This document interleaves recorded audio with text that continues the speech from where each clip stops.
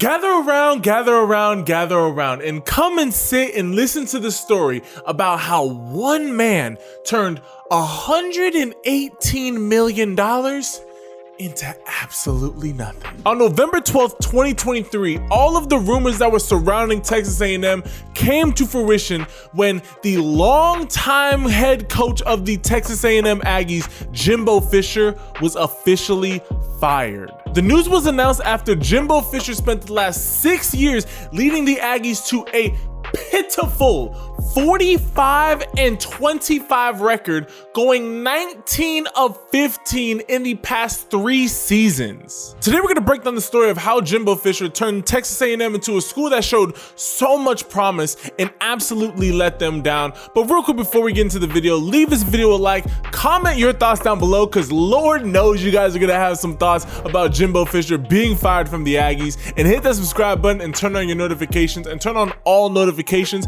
so you do not miss when we drop these videos, especially with just how crazy college football is getting recently. So before we can talk about how Jimbo Fisher turned the Aggies into the laughing stock of college football, we first have to talk about where did he even come from? As most of us know, Jimbo Fisher got his first shot to be a college football head coach by succeeding the great Bobby Bowden at Florida State back in 2010. And honestly, Jimbo Fisher hit the ground running as the Seminoles head coach, going 31-10 in his first 3 seasons as the Florida State Seminoles head coach and winning all 3 of his bowl games. And Jimbo Fisher's crowning achievement of his time with the Florida State Seminoles came in 2013, where he and Jameis Winston led that Seminole team to a perfect 14-0 record and ended up winning the national championship game. However, as little that Jimbo Fisher knew at that point, that would be the highlight of his entire college football career, and it would be nothing but downhill from there.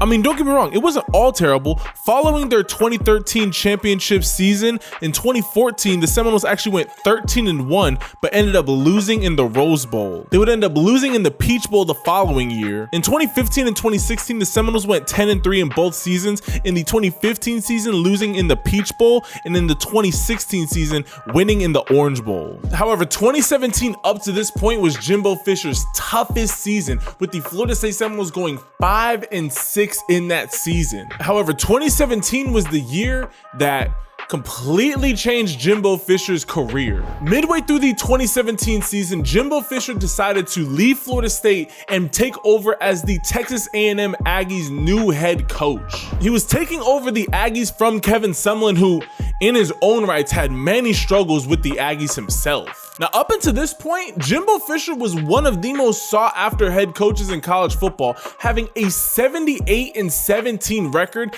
in his 7 years as a college football head coach. He had 1 national championship underneath his belt and proved that year after year he can get his teams to meaningful New Year's 6 bowl games. And now we can finally start to talk about the Texas A&M era of Jimbo Fisher's coaching career. While Jimbo Fisher's first year with the Aggies wasn't this amazing season, it was an improvement from the Kevin Sumlin era of the Aggies.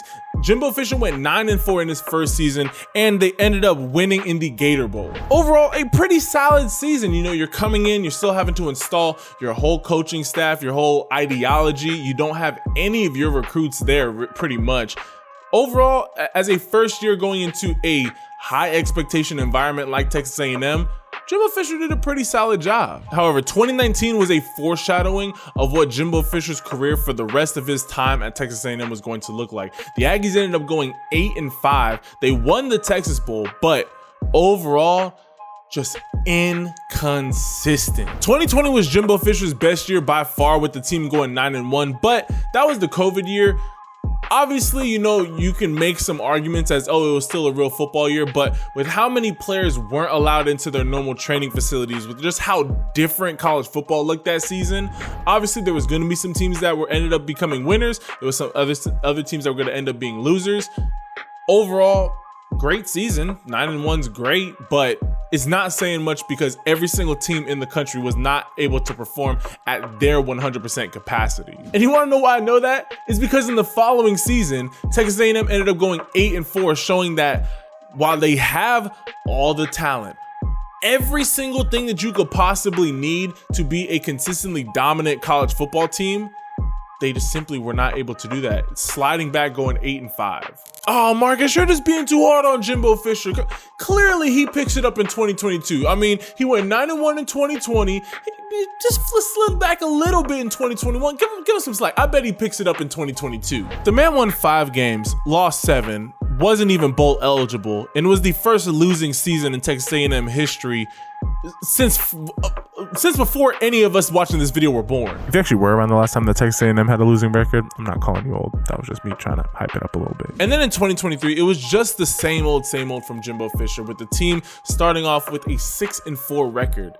I'm sorry, but at the level of college football that you are at, with the amount of resources that Texas A&M put around you, and with the contract that you are getting paid, you cannot have multiple 3, 4, 5 lost seasons. To put into perspective how poorly Jimbo Fisher's coaching tenure was at Texas A&M, during his 6 years as the Aggies head coach, he earned $118.1 million, and that equates to every single time that he won, he made $2.6 million. I don't know about you, but that's a horrible return on investment. On top of that, to break Jimbo Fisher's fully guaranteed contract, the Aggies are going to have to pay Jimbo Fisher $77.5 million. Now, thankfully, the Aggies don't have to pay all of that out up front. They are required to pay 20% of his contract up front, meaning that within the next 60 days, the Aggies are going to have to cut Jimbo Fisher a check of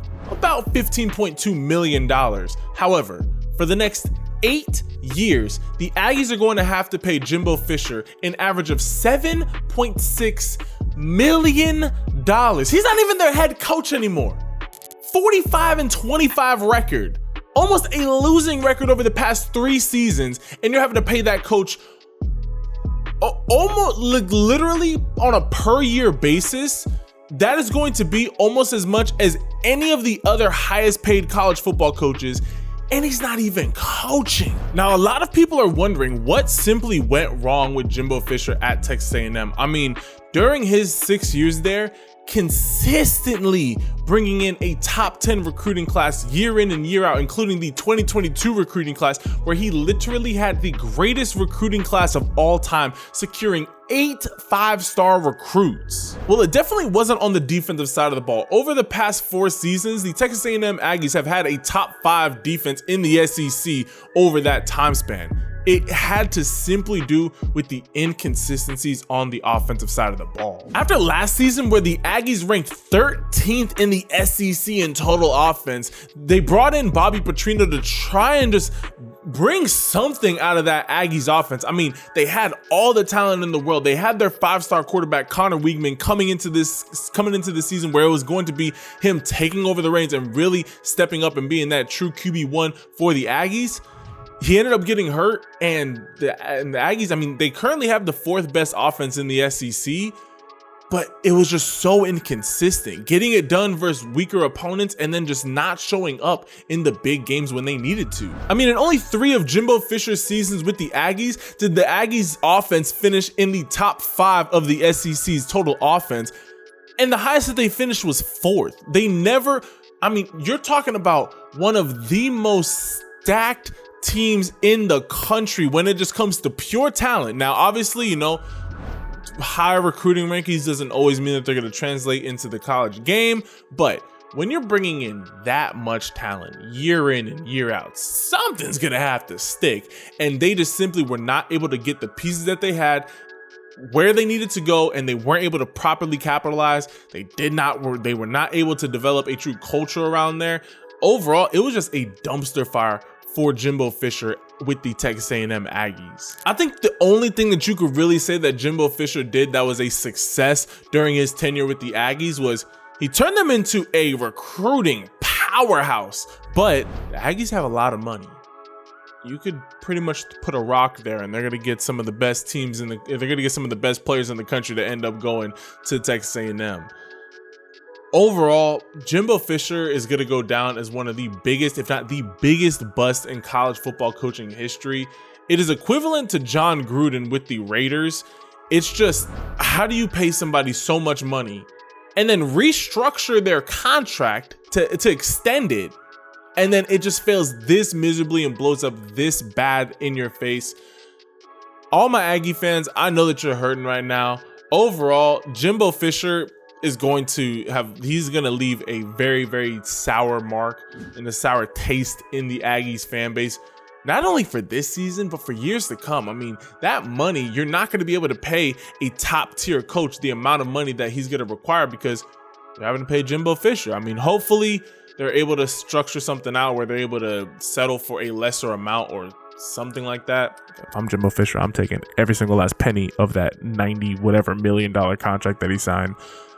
But it just is what it is. On top of that, the Aggies were already struggling with keeping their talent in-house. I mean, okay, you had that great 2022 recruiting class.